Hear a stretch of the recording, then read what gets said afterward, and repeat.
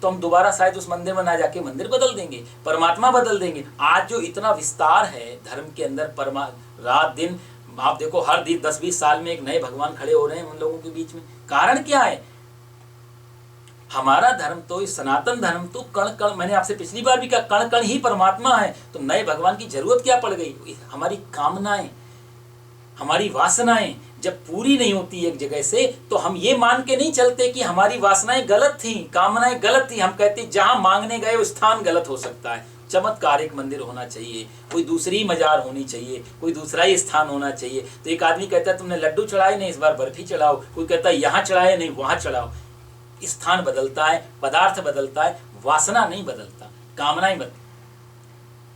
इसलिए कहा जाता है कि मांग, कामना, संसार की, ज्ञानी तो यहां तक कहते हैं कि संसार की कामना तो कामना है ही और गलत है। भगवान को और शांति की कामना भी कामना में आती है, जो कि गलत है। ज्ञानी के लिए परमात्मा की भी मांग एक मांग में और जो बंधन में डालेगी, क्योंकि मांग तो रही ना। इसलिए सन्यासी कहते हैं कि शांति की कोई मांग नहीं होती, शांति की कोई इच्छा नहीं होती। जहां इच्छा खत्म हो जाती है वहां शांति शुरू हो जाती है। और जहां शांति की इच्छा होगी तो वो इच्छा, कहते शांति की इच्छा भी मन को अशांत किए रहती है।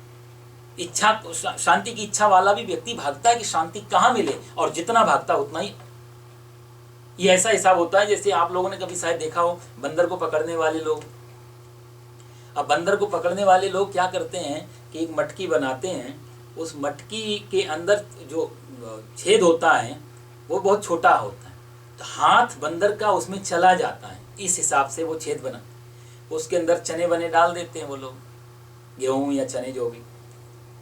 तो चने डाल दिए, मटकी को गाड़ दिया जमीन में, आधा मुंह ऊपर रह गया उस सुराही की तरह। बंदर आता है, अंदर देखता है, झांक के चने हैं, तो वो बेचारा उसमें हाथ डालता है और हाथ डाल के मुट्ठी भर चने भर लेता है उसमें।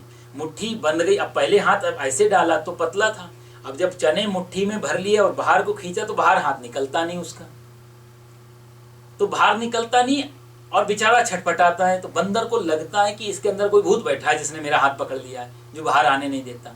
और बेचारा डरता इतना ज्यादा है कि उसका जो चेतना है वो शून्य हो जाती है। तो डर के कारण और लोभ लालच के कारण मुट्ठी खोलता नहीं, सोचता मुट्ठी खोल दूंगा तो चने गिर जाएंगे, और छटपटाता है कि भूत ने हाथ पकड़ा हुआ है। तो इसलिए बंदर को पकड़ने वाले आराम से जाके उस बंदर को पकड़ लेते हैं, उनको कुछ करना नहीं पड़ता। वो मटकी को फोड़ते हैं, उसके हाथ के चने गिराते हैं, उसका हाथ बाहर निकाल लेते हैं।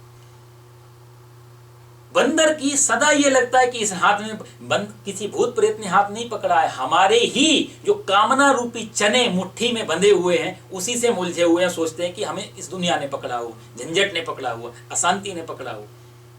जिस दिन वो सिर्फ हाथ खोलने की जरूरत है इस संसार से। ज्ञानी पुरुष, वैरागी पुरुष जो कॉन्शस में जीता है, वो सदा अपने हाथों को खुला रखता है, इसलिए फंसता नहीं।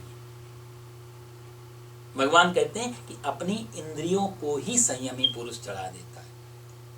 वो नाक से, पहला आदमी नाक में सुगंध आने देता है लेकिन भीतर नहीं जाने देता। दूसरा व्यक्ति नाक को बंद कर लेता है, पहले वाले 26वें श्लोक में